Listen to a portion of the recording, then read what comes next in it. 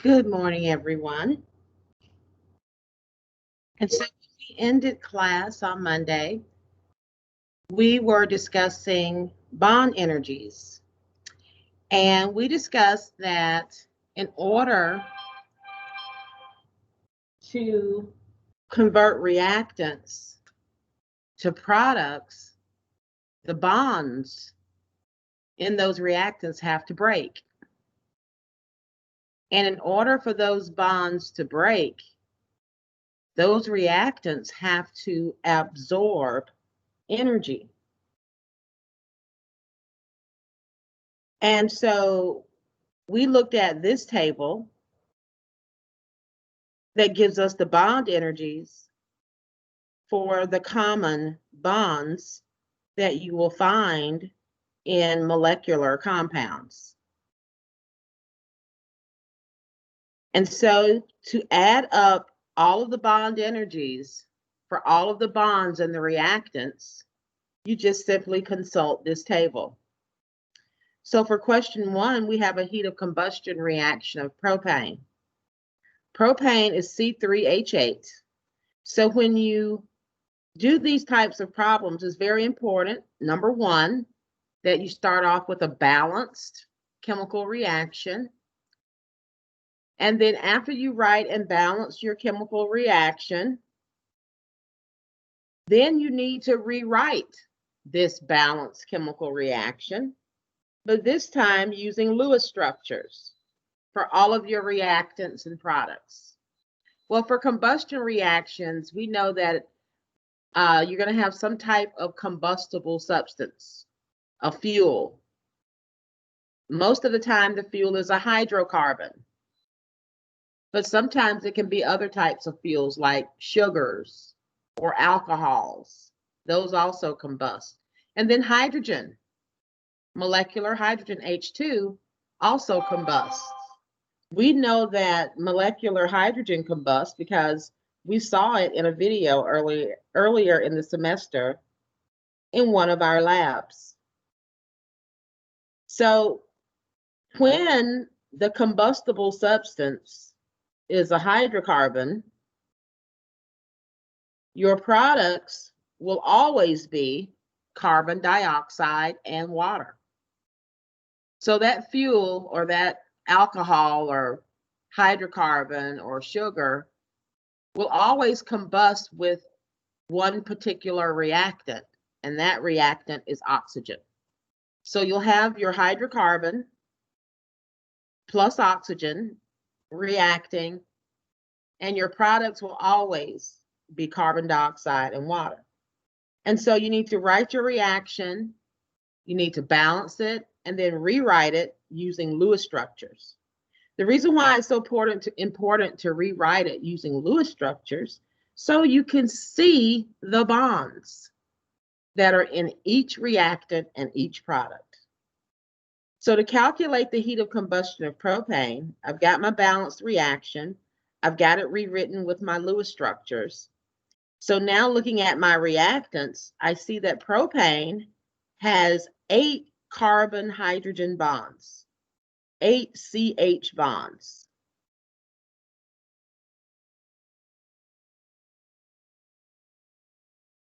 And I look at my table, a CH bond is 416 kilojoules per mole. And then propane also has 2 carbon-carbon bonds, 2 carbon-carbon single bonds, and that gives you 356 kilojoules per mole. And so we do our math. So what's the total energy in kilojoules per mole for the CH bonds? Make sure that you have your calculator out before class. And so we do the math, multiply 8 times 416.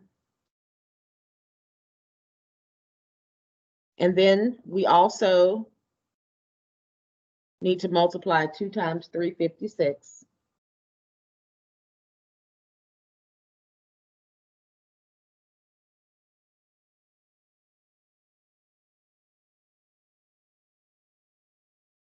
But we've got another reactant, and that's oxygen, O2.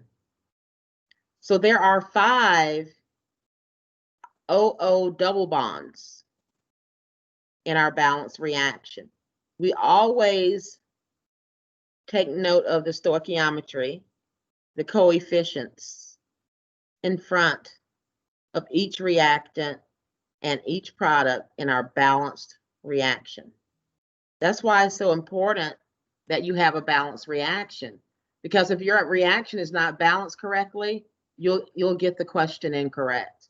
So you can see these types of questions are what we call synthesis questions, because we are synthesizing or connecting and putting together multiple concepts that we've learned throughout the semester, drawing the Lewis structures correctly, and then making sure that you have a balanced chemical reaction. We learn how to do that in chapter 2. And so putting those things together with the new concept of bond energies to calculate another new concept, the heat of combustion. And so our OO double bonds, we find here the multiple bonds, double and triple, at the bottom of the table. So an OO double bond is 498 kilojoules per mole. And there are 5 of them. So we have to say 5 times 498.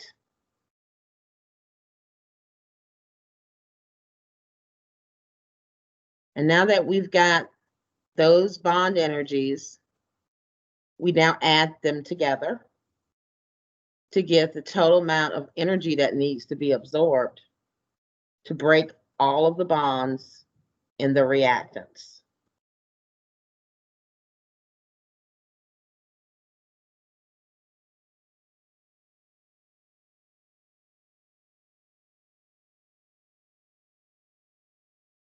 So the total energy for breaking bonds, and energy is absorbed, so it's an endothermic process.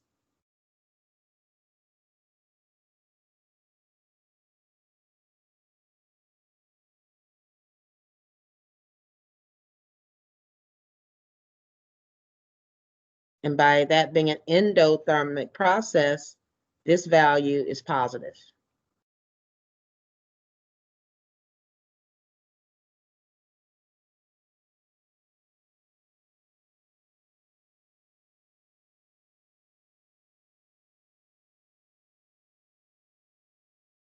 Now we've got to go to the product side. We've got carbon dioxide and water as our products. There are 3 molecules of carbon dioxide and 4 molecules of water. So for the carbon dioxide, we've got per carbon dioxide molecule 2 C-double-O bonds. And by there being 3 carbon dioxide molecules, 3 times 2, that gives us 6 carbon-oxygen double bonds. Each carbon-oxygen double bond is 803 kilojoules per mole. And there are 6 of the bonds. So that gives us 4.82 times 10 to the third kilojoules per mole. Next, we have water.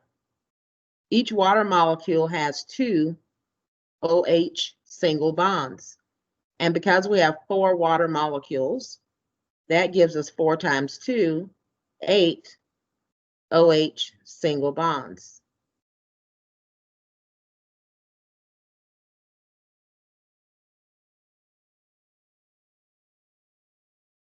So that's 467 kilojoules per mole.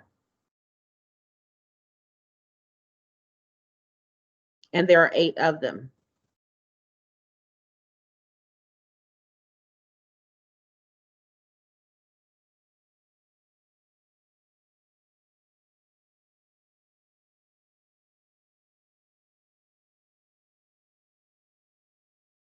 And so again, we add the 2 quantities together.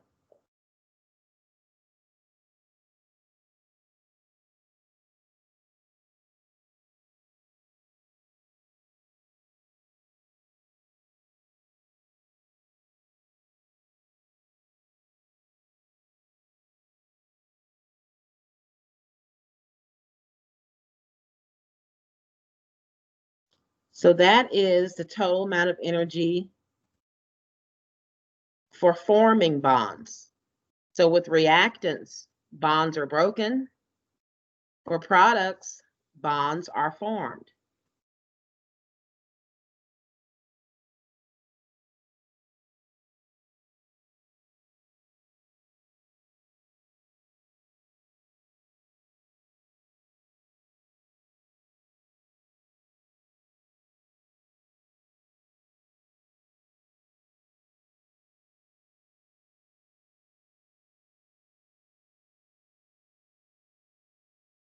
Forming bonds is an exothermic process. So therefore, this value is negative.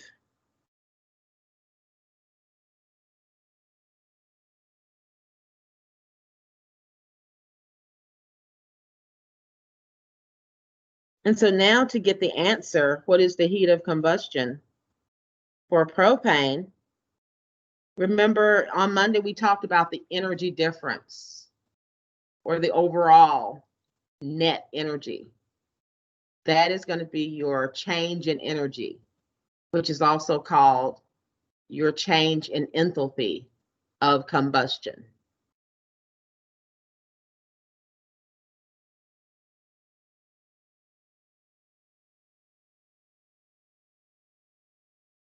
So therefore, our delta H of combustion of propane is going to be equal to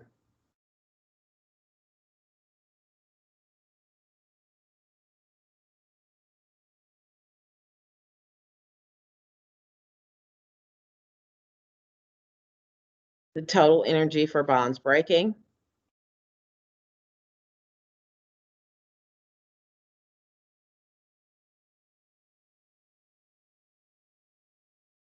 plus the total energy for the bonds that formed.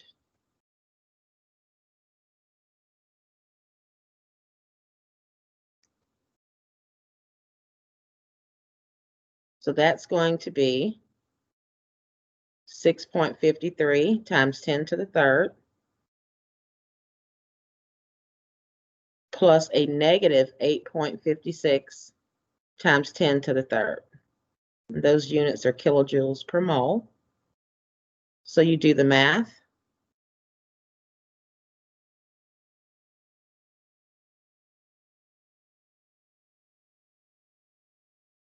That should be a negative 2.03 times 10 to the third kilojoules per mole.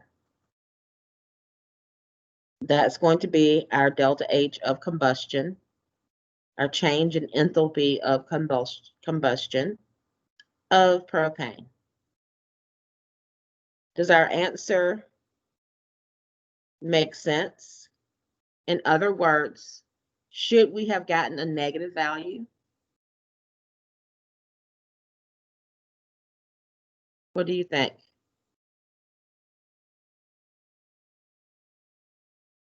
Should the delta H of combustion be a negative value? Should it be, in other words, should it be an overall exothermic process?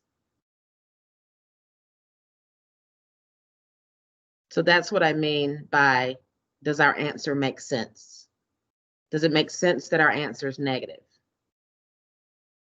And the answer to that is yes.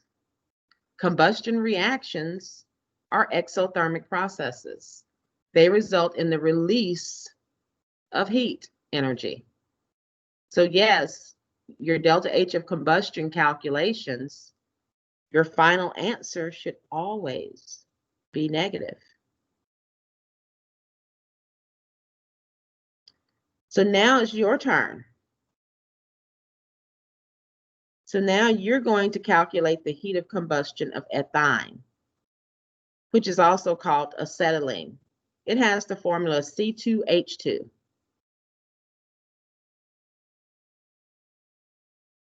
And we said that combustion reactions involve reacting the hydrocarbon with oxygen, Products are always CO2 and water. But now we've got to go further. We've got to balance it. Then after we balance it, we're going to rewrite it, but this time rewrite it using Lewis structures. Well, you've already got the Lewis structures of your one reactant and your two products. Going to be the same as it was in the previous problem, because you got those same products. And oxygen is always a reactant. The question is, how many CO2s? How many waters? How many oxygens? That comes from your balanced equation. Now this other reactant, the hydrocarbon, acetylene, C2H2. Well, we got to go back to what we already know about, is how to draw a Lewis structure. How many valence electrons does it have? It has 10. Each carbon in group 4, 4 times 2, 8. Each hydrogen, group 1, 1 times 2 is 2, 8 plus 2 is 10. So we just follow our Lewis structure drawing rules.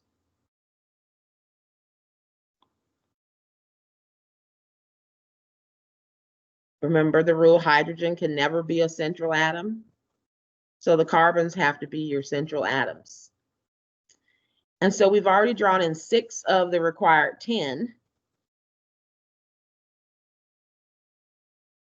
Carbons are not happy, they need to have an octet. So I've given them the octet, but oh, wait a minute. Now I've got 2, 4, 6, 8, 10, 12, 14, but I only need 10. So I've got to take 2 away, replace with another bond between them. Now I've got 2, 4, 6, 8, 10, 12, still got too many. So I take the other lone pairs away and replace with another bond. That gives me a triple bond between those 2 carbons. And so now I have 2, 4, 6, 8, 10 valence electrons. The carbons are happy. Hydrogen is happy with just having 2 electrons around it. So now that we've got the Lewis structures drawn, now you've got to balance it. And then you've got to use your table, just like I did in the previous example, to calculate your bond energies for breaking all of the bonds in the reactants, and then doing the same, summing up the bond energies required to form the products, the bonds in all of the products. And then remembering that bond formation is negative and bond breaking is positive. And then adding those 2 values together will give you your delta H of combustion, which we call the heat of combustion. And then number 3, A and B, you're doing the same thing. This time you've already got the balanced equations. Those equations are already balanced. So that step is done for you in number 3, parts A and B. You just need to rewrite using Lewis structures. And then again, use the table, find the bond energy for each bond that's in each reactant and each product, do your math, and then do your final addition step. So go into your group meeting rooms and finish up number 2, and then complete 3A and B. And then let's meet back in the general room at about 11:30.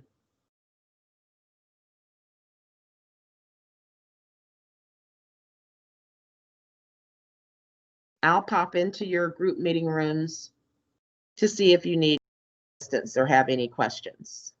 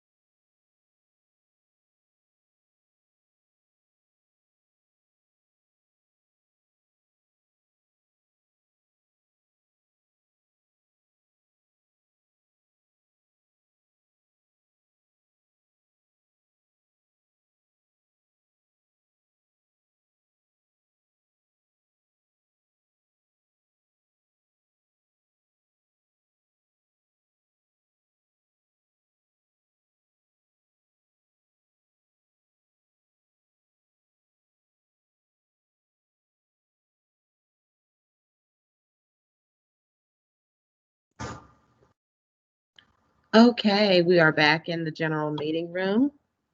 So do we have answers for number 2? Anyone for that one?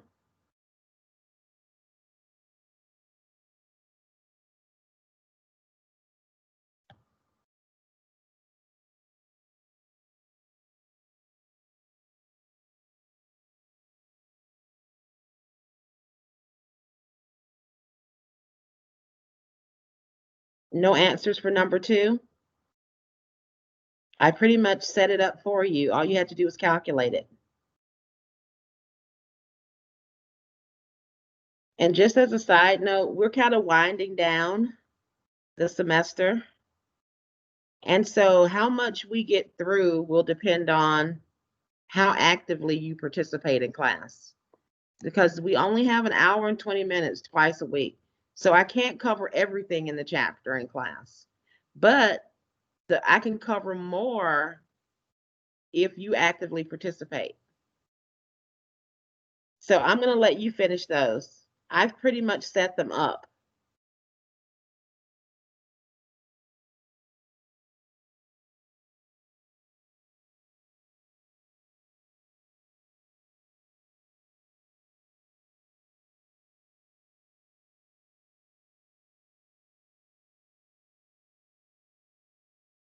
So we've got a positive 1645 here added to a positive 1.245, giving us a total overall positive, because it's an endothermic process, of 2.8910 to the third for bonds broken.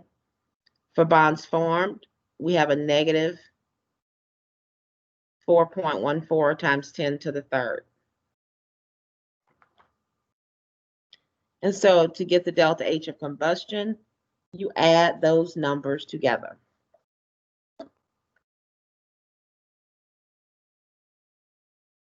For number 3 was really easy because you only had one product. Same thing for both parts A and B. You only have one product. And so we've got our balanced reaction already. All we had to do was draw the Lewis structures, which Lewis structures should be very familiar to us because we've drawn them over and over again in 2 labs that we did this semester. And so we have 1 N triple bond, and we've got 3 HH single bonds on the reactant side. And then we've got 6 total NH bonds on the product side. Each ammonia molecule has 3 NH bonds, so 3 times 2 is 6. And so we do the math. We get the negative value for bonds formed and the positive value for bonds broken. Add those 2 numbers together, you'll get your delta H of combustion. Part B, you've got hydrogen gas reacting with oxygen gas, forming hydrogen peroxide, H2O2. We've got our Lewis structures drawn there. So on the reactant side, we've got 1 HH single bond and 1 OO double bond. So you look up those values in the table, 436 and 498 respectively, add those together, you get 934 total for bonds broken. And it's endothermic, so a positive value. On the product side, again, pretty easy. You only have one product. You've got 2 OH bonds, each being 467, giving you a total of 934 kilojoules per mole. And then you've also got that 1 OO single bond in the middle of the Lewis structure. And so it's 146 kilojoules per mole.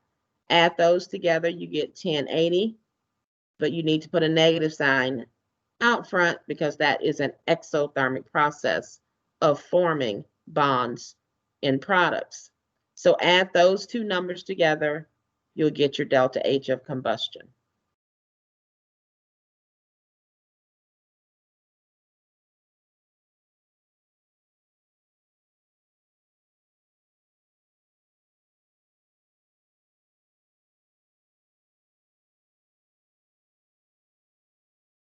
And so I'm going to, for the remainder of the time in class, I'm going to assume that you've read this chapter at this point. at least up to the first half of the chapter, up through section 8. And so fossil fuels, as we know, are used to generate electricity. And the source of this electricity generation can be coal, or it can be another fossil fuel like natural gas. And so the typical power plant is going to look like this. This power plant operation is governed by the first and second laws of thermodynamics. The first law says that energy is neither created nor destroyed.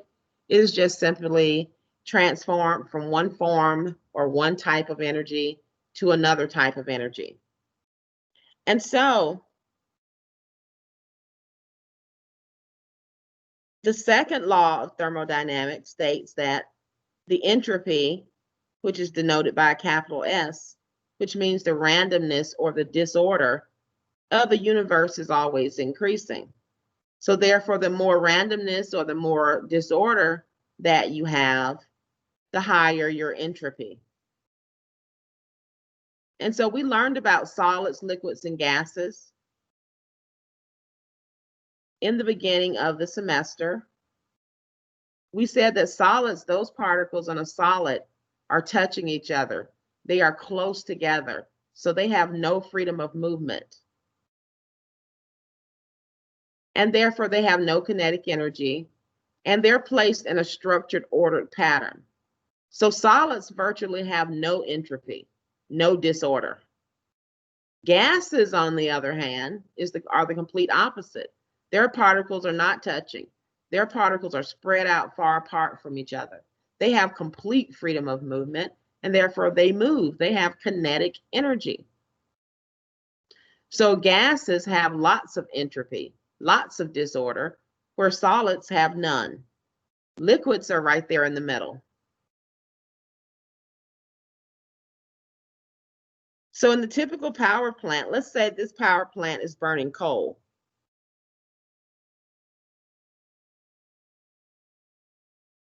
So you've got coal burning. So let's say these are pieces of coal burning in the burner.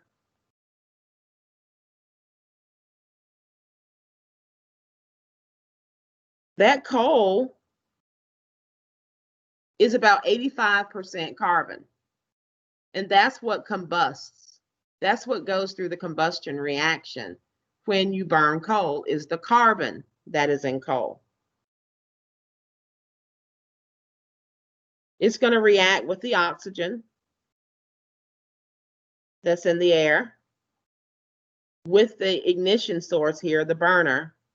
Remember, we said in order for you to have a combustion reaction, you've got to have fuel like coal. You've got to have your oxidizer, oxygen, and you've got to have an ignition source. You got to have a flame. You got to have a spark, something that's an ignition source. And your products are going to be carbon dioxide and heat energy. The heat energy represents kinetic energy.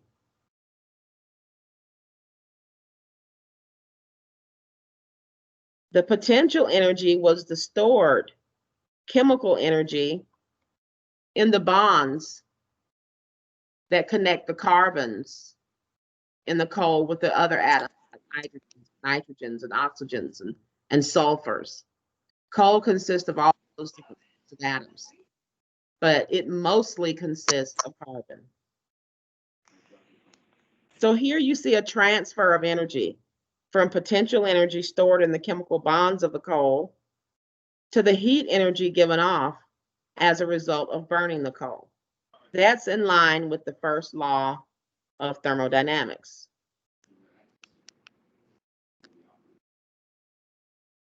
Now, the next part of the power plant is a big boiler.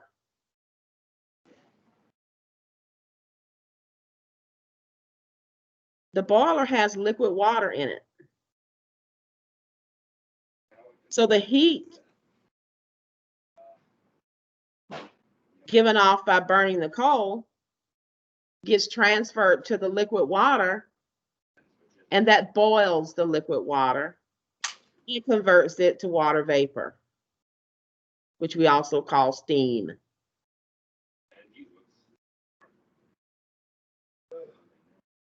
So this is an increase in entropy. I'm not even going to get tested. I'm going to work. You're going from liquid water Everybody who worked Monday can't come back until to water vapor. You're going from a liquid state to a gas state. So therefore, the particles of water get spread out far apart from each other. And it's converted to the gas state. Jesse, please mute yourself. It's only, have you been in contact with, live in a household with anyone who's been diagnosed with COVID-19? So now the steam travels to a turbine. exposed. Could you please mute yourself? So Within 6 feet. And this turbine has blades. And the kinetic energy from the steam is going to cause those blades of the turbine to turn.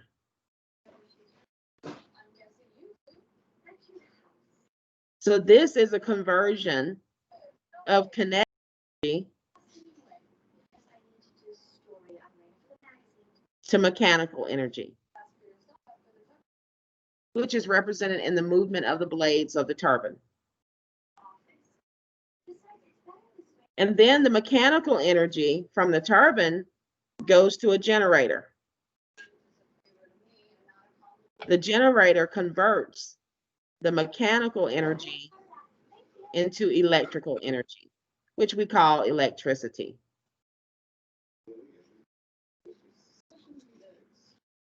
So you see how the first law governs the production of electricity from burning a fossil fuel like coal. You have stored chemical potential energy in the coal converted to kinetic energy, which we call heat energy.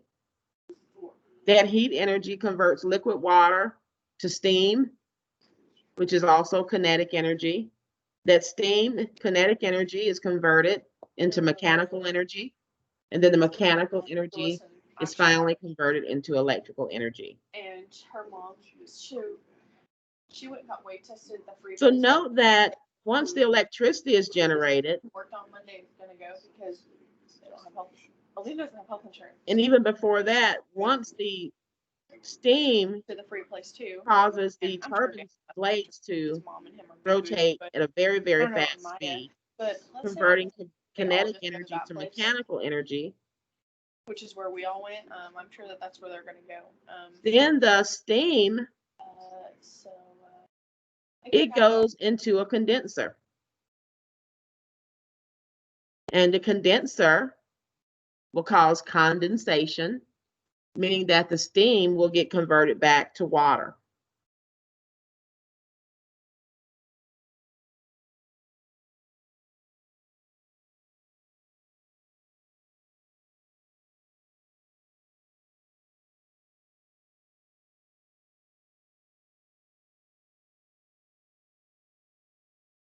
So that condensate is just liquid water. And then that liquid water gets pumped right back into the boiler. Now, the water, the steam right here at the very top of the condenser is very, very hot. So it gets directed to a large body of water, like a lake or a river.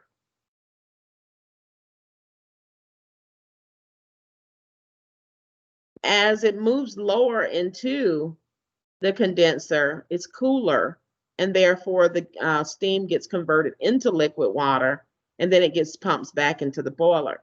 But the steam at the very top of the condenser, the temperatures are high enough that the steam remains steam, and then it gets pulled through this line where it gets turned into liquid water, but it's very hot.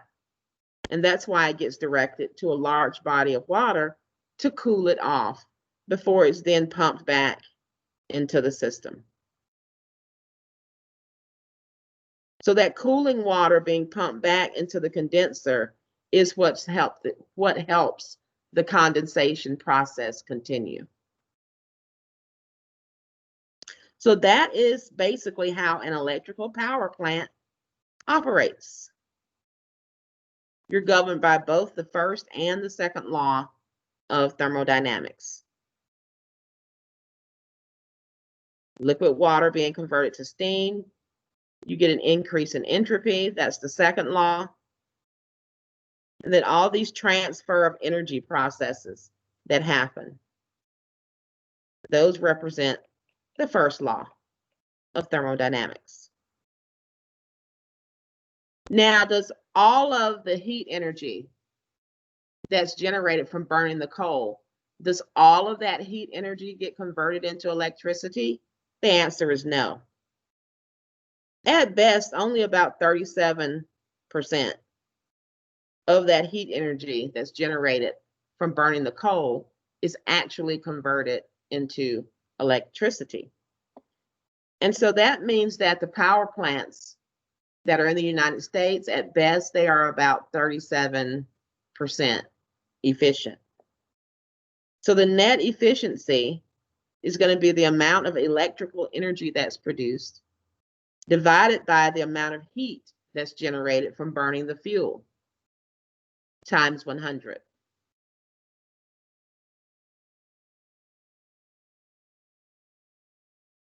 And so here, just to review our power plant, the coal will always be in the burner. And then we saw that we had two separate water loops. We have the water loop leaving the top of the condenser, which will be warm water going into the large river or lake. And then the other loop, you have the cool water coming out of the river or lake being pumped back into the condenser. And then you have this line coming out of the condenser, pumping back into the boiler. So one of the loops connects, of course, the boiler and the turbine. So you've got this loop here.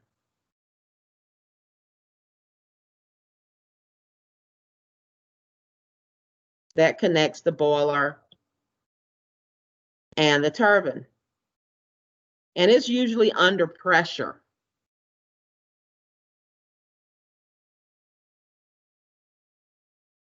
It's usually under pressure. Well, the purpose of this pressure is going to be twofold. The high pressure increases the boiling point of the water.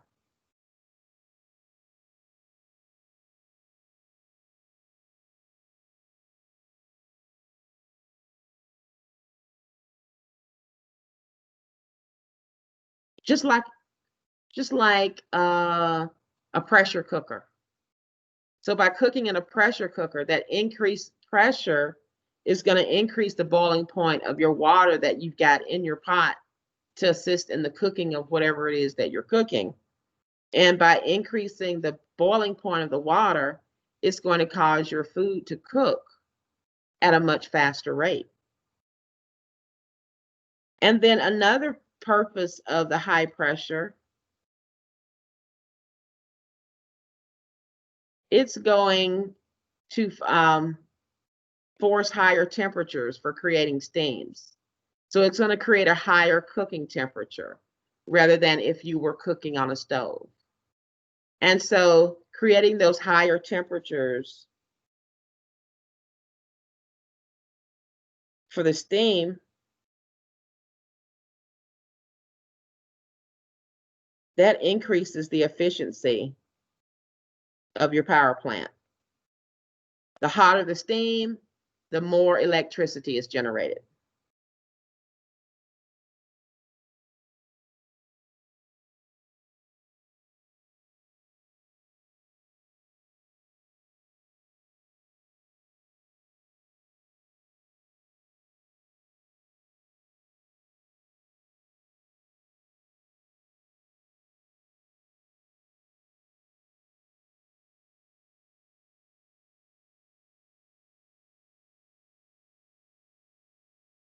So having that loop pressurized is very important.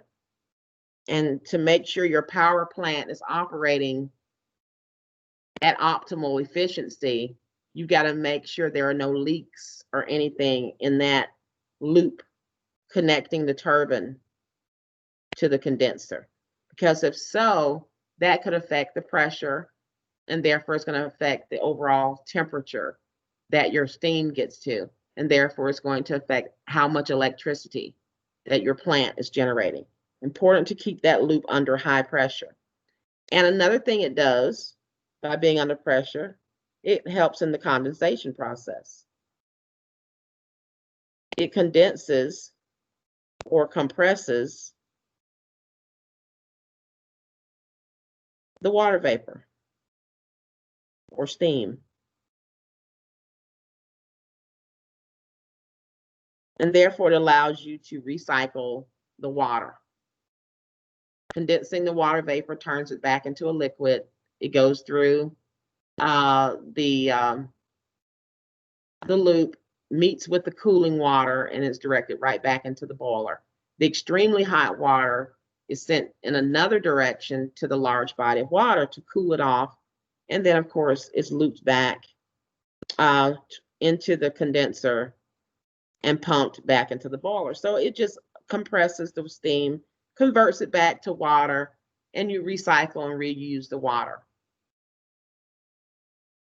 The second loop brings the water in and out of the lake and river, like we talked about, and directs it back into the boiler. So why a large body of water? Well, the large body of water, it absorbs the heat.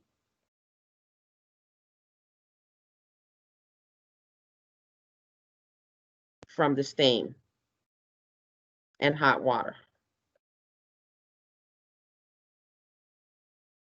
And so it cools the water, and therefore it enables you to send that water back to the condenser, because the water in the condenser has, that's the whole point. If the water in the condenser gets too hot, then it's not going to condense, and you're just going to have the steam, and therefore you are not going to therefore be recycling that water. And so having that loop that brings water in and out of the large body of water, that large body of water serves as a cooling reservoir to cool that water so that you can send it back to the condenser.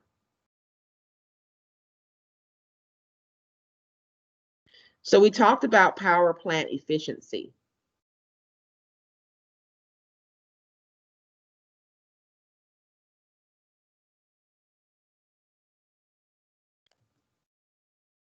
So if we have a power plant that's generating 500 megawatts of electricity, which is equal to 5 times 10 to the 8th joules per second of electricity, because a megawatt is equivalent to a million, which is 1 times 10 to the 6th joules per second.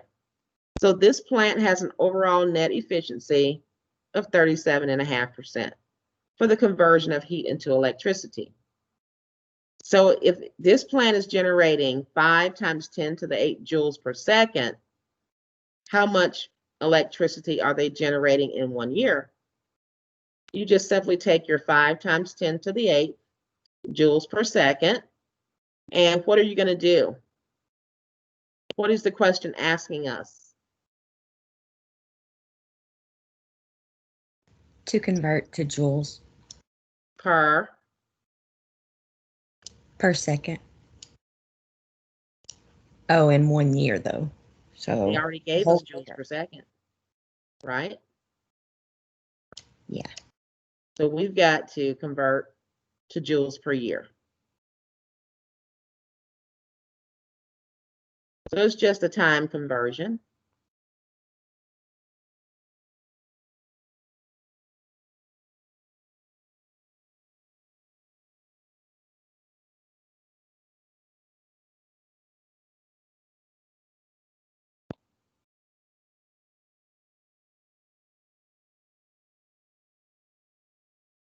And so you just do those conversions. And they'll give you joules per year.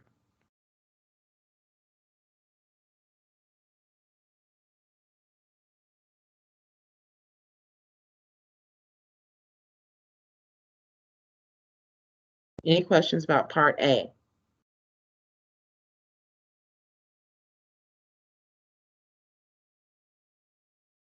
So for part B, assuming that the power plant burns coal that releases 30 kilojoules per gram of heat. So that's basically the delta H of combustion.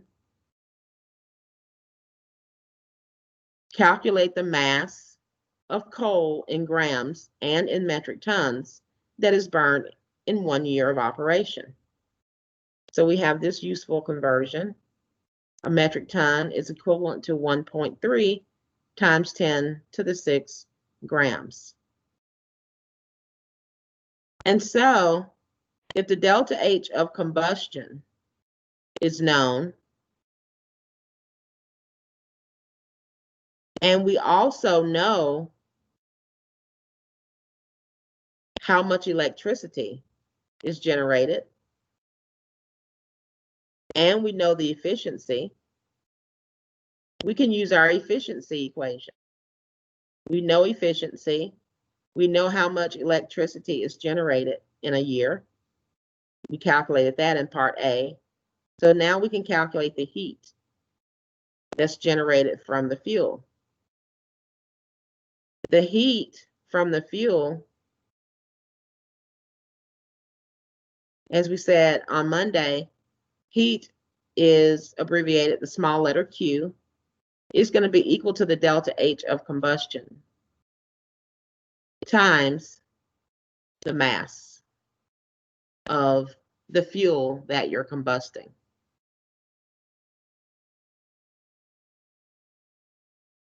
So to get the mass of the fuel, you just take the heat generated and divide by the delta H of combustion. And so using the net efficiency equation, we need to solve for heat. We know the net efficiency. We know the electrical energy produced. They gave us that in the problem.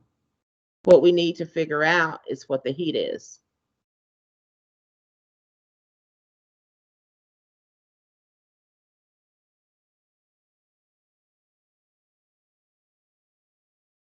So the heat, we need to rearrange the efficiency equation. It's going to be the electrical energy produced divided by the efficiency.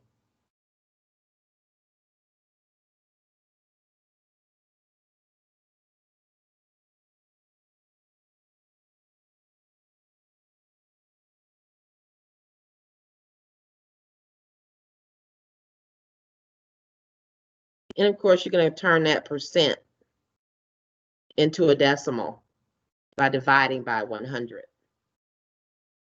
So that's our working equation for calculating heat.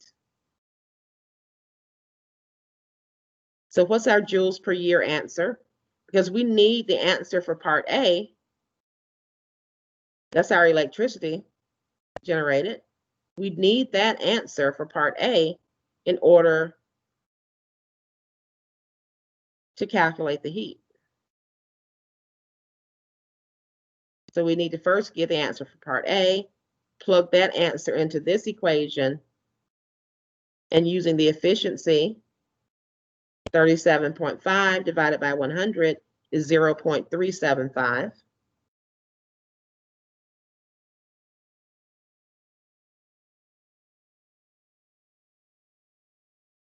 So do we have an answer for part A?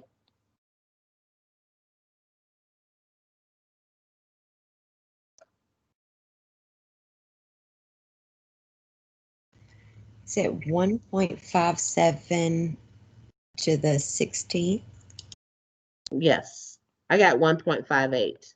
So yeah, we got very close to the same answer. Yeah, I didn't round. Okay.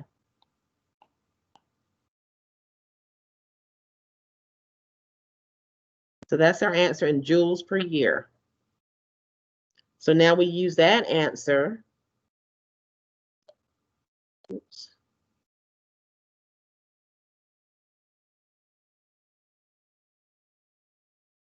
And that gives us our heat. So take that answer and divide by 0.375. So 4.20 to the 16th. That sounds good.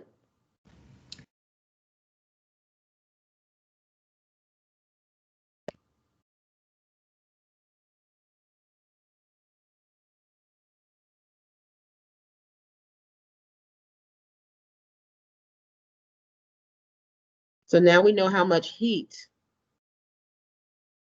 that we generated. Now we need to answer the actual question. They want the mass. And so therefore the delta H of combustion, which we know,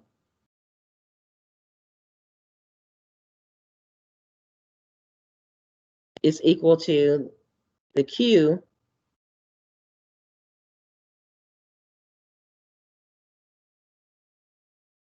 times the mass. Let's see, make sure I've got that right. That's in joules per gram divided by the mass.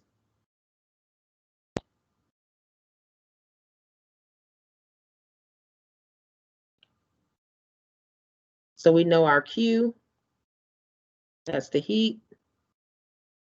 We know our delta H of combustion, 30 kilojoules per gram. So we just rearrange the equation to solve for mass. So mass is going to be Q divided by the delta H.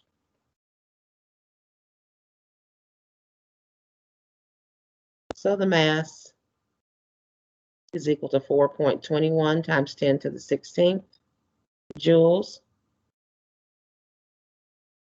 divided by our delta H of combustion, which is 30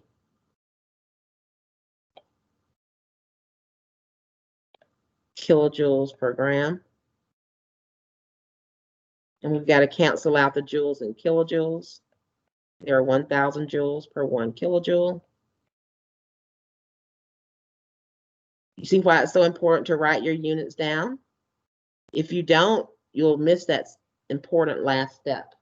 Never try to do the calculation without putting it on paper.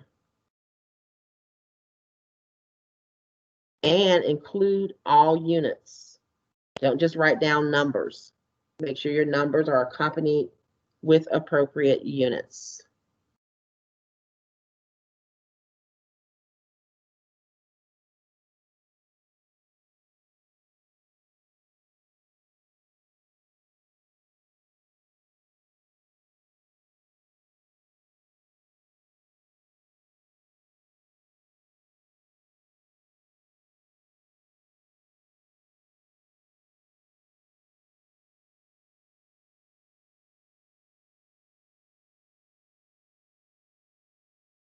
So that gives us our grams per year.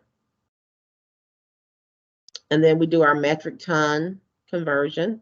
Take the grams and convert into metric tons using this conversion.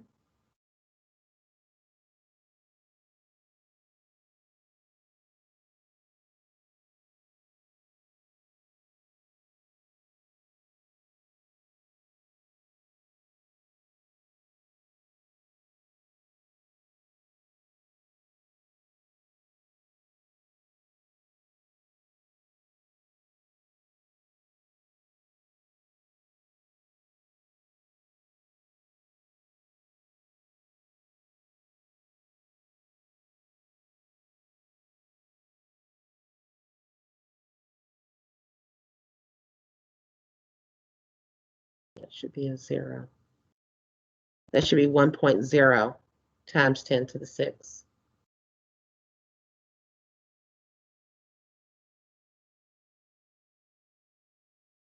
So you just take your answer for grams per year and divide by 1 million.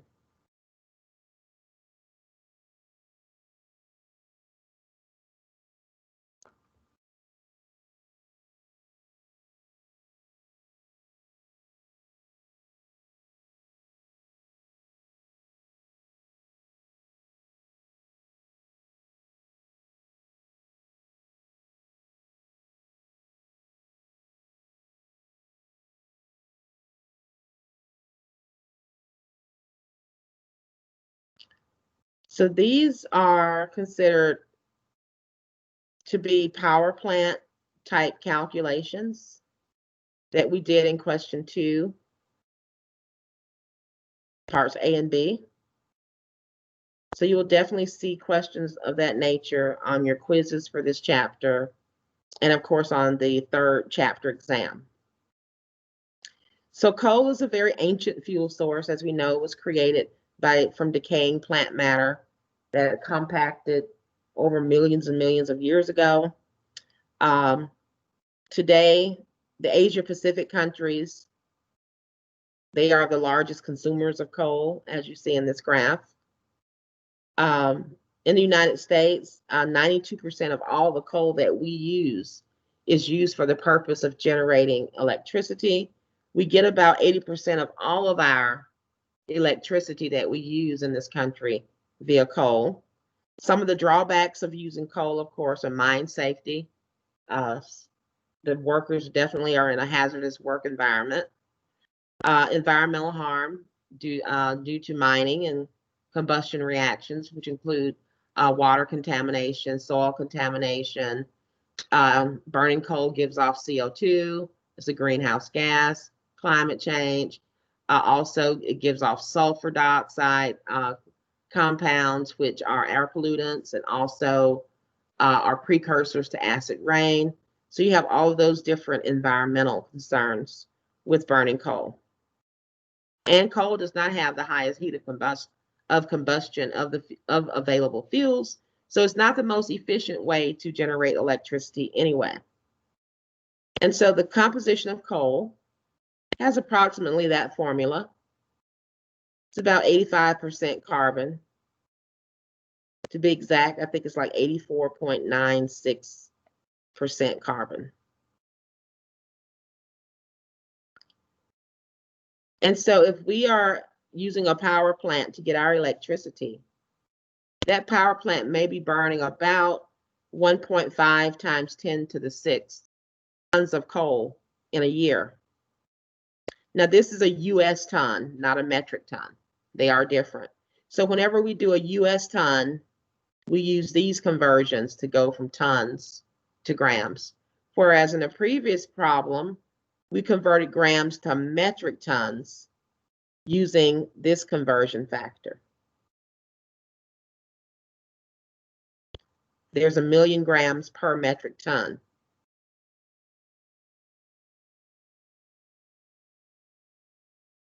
But for US tons, 1 US ton is 2,000 pounds, and 1 pound is 454 grams.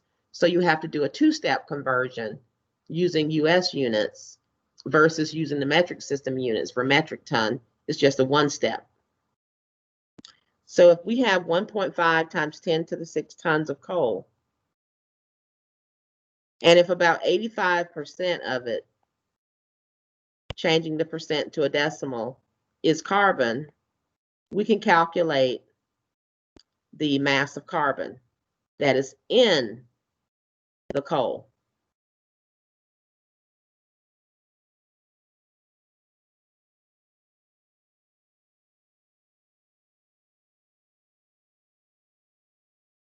And so when coal burns, it's the carbon in the coal that is reacting with oxygen in the air and combusting to form CO2. And as you can see, this is a 1-to-1 mole stoichiometric reaction. For every 1 mole of carbon that's combusted, you produce 1 mole of CO2.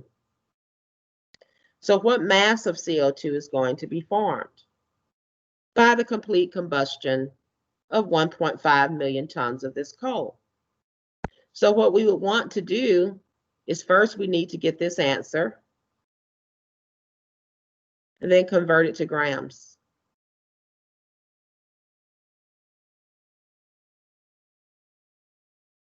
And that way we'll know the grams of carbon.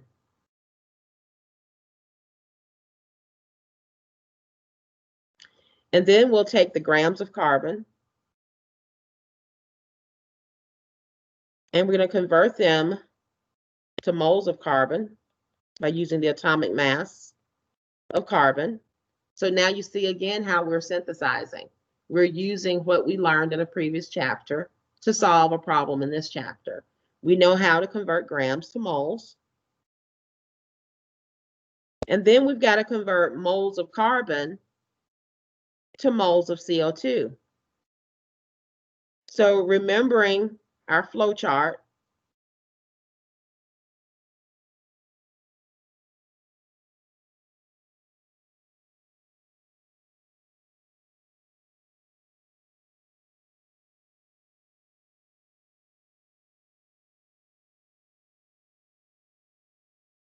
and then we know that we can go from moles to molecules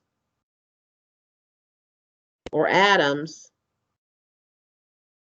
or we can just say in general particles.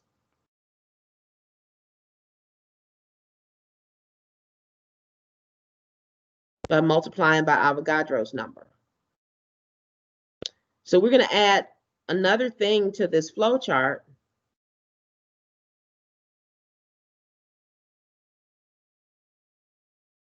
You start with grams of reactant, carbon in this case. We convert to moles of reactant. And then we can convert to moles of product by multiplying by the moles of product divided by moles of reactant using the balanced chemical equation. So again, we're synthesizing. We've got to have a balanced chemical equation in order to get this step right.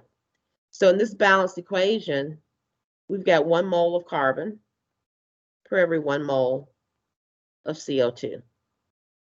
So there's our next conversion step. And then we can convert moles of product to grams of product by multiplying by the atomic mass.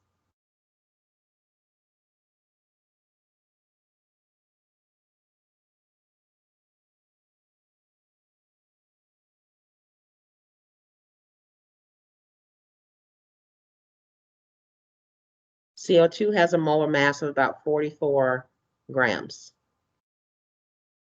So now the moles of CO2 cancel.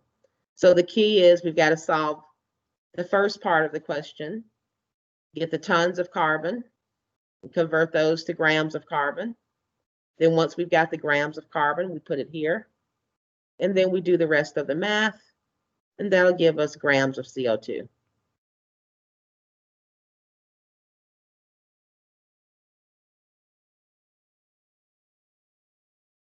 And so with question 2, we're again using our heat equation for Q, and we need to calculate Q. We know the mass of the coal, and we've converted it to mass or grams of carbon in the previous question, so we need to use that. And then the delta H of combustion, we know.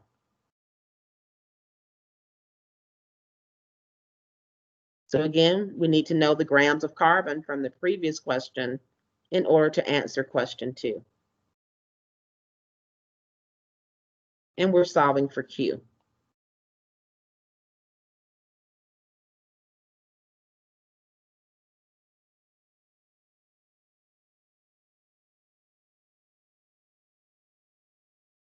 And then the third question, again, something we've learned previously, the parts per billion concept.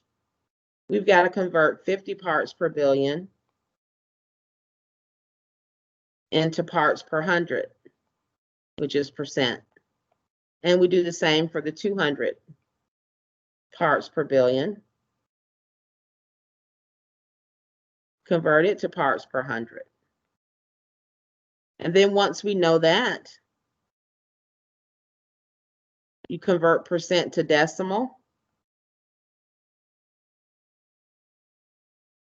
And then multiply it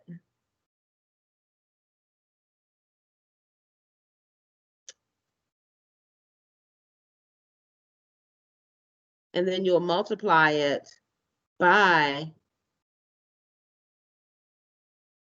the total molar mass of coal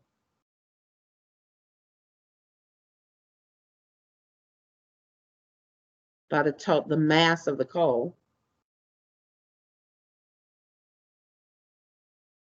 which was the 1.5 million.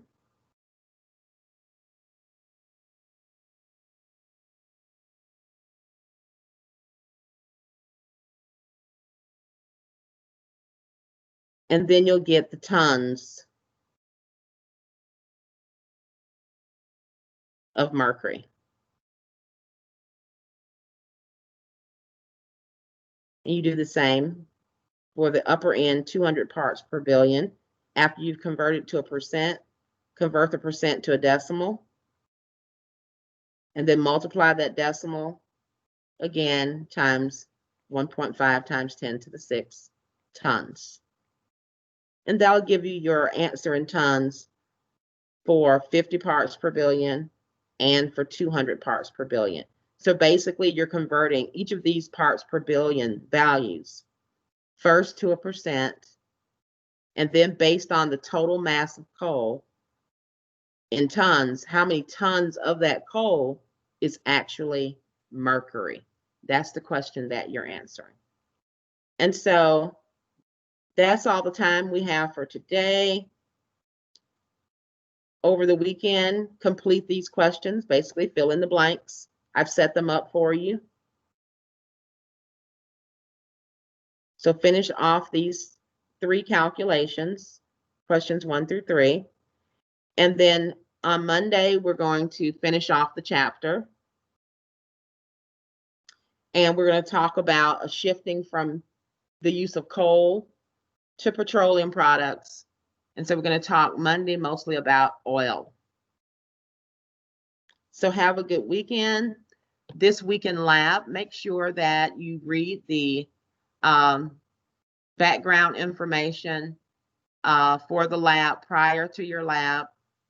And this week's lab is on synthesis of biodiesel. And we'll be calculating the delta H of combustion for biodiesel that was synthesized in our lab on campus. So have a good rest of your Wednesday, and I'll either see you in lab or I'll see you on Monday in class. And of course, Monday next week will be our only class day.